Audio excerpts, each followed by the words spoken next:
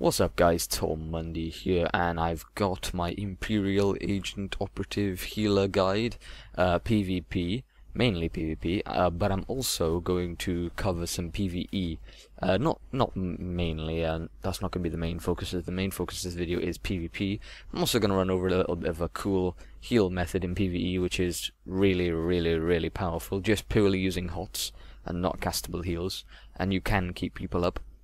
It involves the very underused heal diagnostic scan, because you think it heals nothing, but combined with some HOTS, that thing is very good. Going to be running over the talents, the sort of gear you need to have, and how you can get the gear. Relics, going to show you some cool tricks with the relics. Datacrons, very cool things about Datacrons. If you may or may not know, you can actually get very powerful relics from Datacrons. I have one. I'm going to show you in this video. I think they're the best relics in the game at the moment. Very good. Must have. You have to have one. You can only have one. There's one for each class and advanced class. But I'm going to be talking about that more later. Yeah, so I'm going to be covering the talent trees and just everything you need to know, all the heal methods, how to use your HOTS, just everything. So let's get straight into it. Okay, so the first bit we're going to be covering is talent trees. Very important, obviously, that's why they're there. They give you mega buffs. So for healing in PvP, you'll just want to go ahead and want to copy that on the left side there, the healer tree, the medicine tree. Just copy that. But for PvE, you will want to take some points off other things. You can figure that out amongst yourself and put points into diagnostic scan. The total of 4 points, you can see them there. They're both grayed out, 2 and 2. And for PvE, trust me, diagnostic scan is very good, as I explain later in the video. But for PvP, you're just gonna copy that tree as it is. For the middle tree there, as you can see, I have spec'd into that because I stealth around a lot, and you can get stealth bonus. Below it, as you can see, then there's 2 ones you have to spec into to get up to that second row. You can spec into whichever ones you want down there, whichever ones benefit you most.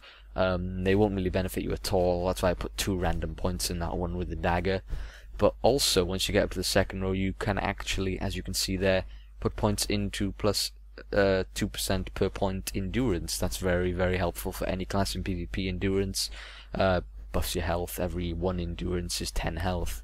So, you know, if you don't stealth around much and you benefit more from health, then anyone would benefit from more health. So put the 3 points in there. But you know, I prefer to have the stealth option. But in the right tree, you can even put some points in there if you want instead of the middle tree. The real good one there is alacrity plus the 4% alacrity, and that will increase your cast time by 4%, which will obviously help you as healing. But in my opinion, you get enough alacrity rating from the PvP gear, so it's a waste of a talent point, really, in my opinion. So that's the talent trees covered. Let's move on. Okay, so the next bit we're going to be covering is gear. I'm just going to basically show you how the gear system works in PvP. If you don't know already, if you do, then maybe skip ahead. Pretty much there's the 3 tiers. There's tier 1, 2, and 3 for both PvE and PvP. Here I'm by the PvP vendors. As you can see, you got Centurion, which is tier 1, Champion, which is tier 2, and Battle Master, which is tier 3. The higher the number, the better. Tier 1 you get by commendations, which you get from bags, which you get from doing dailies. Tier 2 you have to buy it with tokens, which you also get from the same bags as the dailies. And then Battle Master, you need at least level 60 Valor, and you get it from these boxes, which you also get from the dailies, the same dailies. But when you're level 60 Valor, you'll be able to choose the boxes instead of the bags, and then you get tokens for tier 3. But as you can see there's the bag. You can actually buy the bag for a total of 800 Warzone commendations. You don't just have to do dailies. What you need is 200 Warzone accommodations and 200 mercenary accommodations. That's a total of 800 Warzone accommodations, because you can buy 10 mercenary accommodations for 30 Warzone accommodations, and that's the only way to get the mercenary ones as of right now.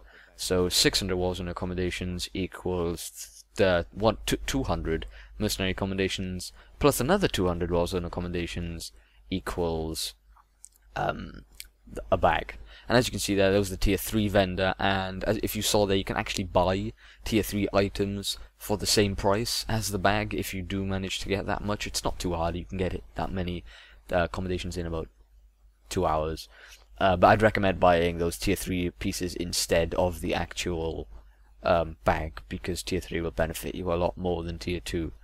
So let's move on. Okay, so this bit I'm going to talk about the relic that you can get from doing the Datacrons. You need to find 3 of a particular Datacron. The Datacron that gives you the red crystals. You can look up a guide on this, there's loads of them. Just look up like red crystal Datacron guide on YouTube or something. And then you go to this place on the Roman Cass, there's this little assembler there, and you put a combination of different colours of crystals. Different colours give you different ones, different classes and such. As the operative you need 3 red ones, and you probably got a good look at it there. There's some blue crystals in my inventory that I've been and gotten. And you put the 3 red crystals into that assembler, and then it gives you that Datacron, and it's very amazing. Look at the amount of cunning it gives you. Find a Datacron that beats that. Find a relic that beats that. And yeah, that's pretty much the Datacron. You just need to find 3 of a particular kind, but definitely go Datacron hunting. The stat bonuses are very good in total. Okay, so while we're on the topic of relics, the thing I'm going to talk about is relic switching. It's very good in PvP. You can't do it in combat, so you got to do it before you go into combat. But basically what it means is obviously having that Datacron relic, and then you can only have 1 more relic. So what I'm saying is buy multiple of a certain kind of relic. For example, I have power and alacrity, so I can switch between power, which will buff my total healing, and alacrity, which will buff my cast time. So I can... actually I have this one where shield puts a shield on me and it does all these cool absorb things. So what you can actually do is just before you go into combat is you can put all of the buffs on you, and then you get 20 seconds, the first 20 seconds of combat with, like, you know, however many relics buffs you have. So say you've got 6 relics that will give a buff, you could actually flick between them all, putting each of their buffs on you. So you just put them in your hotbars. You can see I've got 2 in my left hotbar there, and I just flick between them both and then use them both. So as you can see now, I have 2 buffs on me. I have a shield and a heal buff. So, you know, you could put an alacrity buff on, you could put the power buff on, you could put the shield buff on, and then for the first 20 seconds of PvP, you are pretty much insanely powerful. I don't know if anyone else is doing this at the moment, but I definitely notice some differences when I do this. Probably spoiled a good secret there if no one knew, but oh well. It's something very cool to do. And in any other game, they'll probably fix it, they'll probably consider this an exploit. In any other game, actually putting a trinket on the relic activates its cooldown, but in Star Wars it doesn't, so you can use it straight away. Okay, so the next thing is the UI. Very important for healing. You need to be able to see people's health bars, otherwise it's going to make knowing people's health very hard.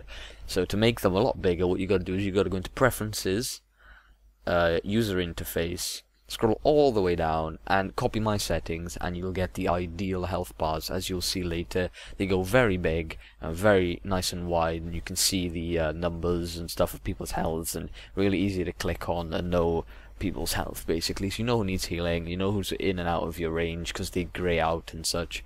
So copy those settings. You can even play around with them to suit your own personal preference, and there we go. That's user interface, nice and simple. Okay, so now we're on to the big main bit, which is talking about how you should use your heals. Mainly, the thing I'm going to talk about here is actually the PvE style with what's it called, diagnostic scan. Yeah, basically with diagnostic scan, you just put 2 of your main hot. What is it?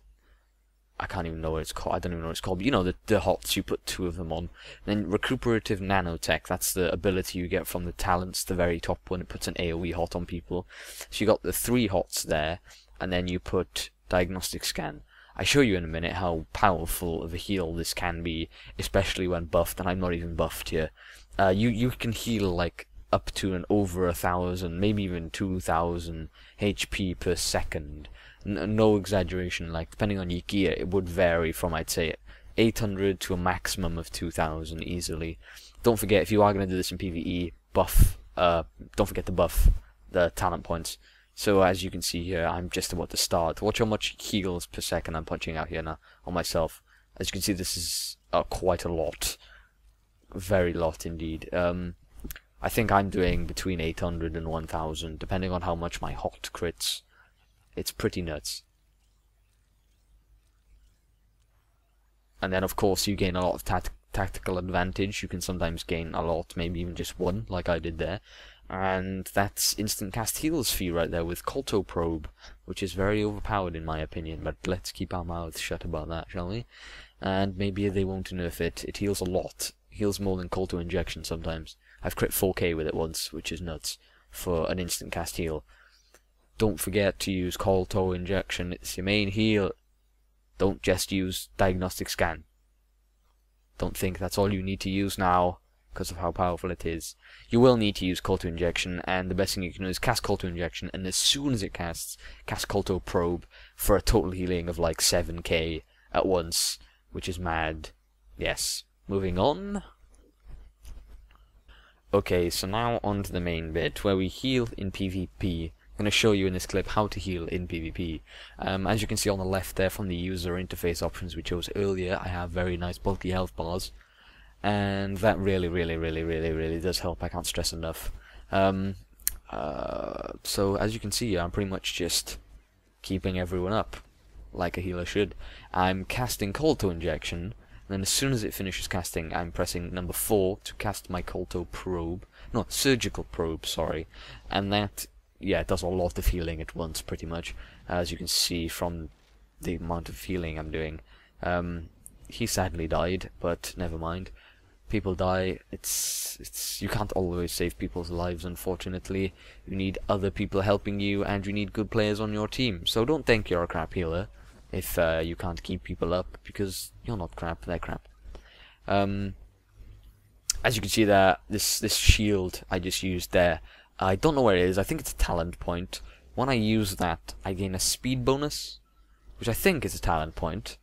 Very important to make sure you get it. Read through your talent trees and get that, because it's very helpful, because you run like insane, and it doesn't just last the length of the actual shield. I think it lasts quite a while. Gives you a nice speed buff, like your classical rogue there with speed buffs. So pretty much just in PvP, really the ones you use is Kolto Injection and Surgical Probe. Hots don't do too much. Maybe on one player there'll be a nice little bonus, one like in a 1v1 fight. But when a player is getting attacked by like 3 other players, hots don't tend to do much. They're a nice help, but it's a waste of time to actually spend the time putting them up, because in that time you could have actually casted a Kolto Injection and then obviously a Surgical Probe. So those are the two main ones. Healing in PvP really is quite easy as an operative. And don't forget to use your tactical advantage energy boost. It's the icon is that like needle thing, and it gives you that regen. It's very helpful in PvP because it makes your energy regen very quickly. And don't forget as well that very OP ability that heals your energy full and then puts a hot on you, which continuously heals your energy for a few seconds, meaning you, in theory, well, in a sense, have unlimited energy, which is insane. But anyway, yeah, pretty much I have rambled a bit in this clip, but because I don't have much to talk about it really. It's Kolto Injection and Kolto Probe, and of course, how could I forget, Recuperative Nanotech.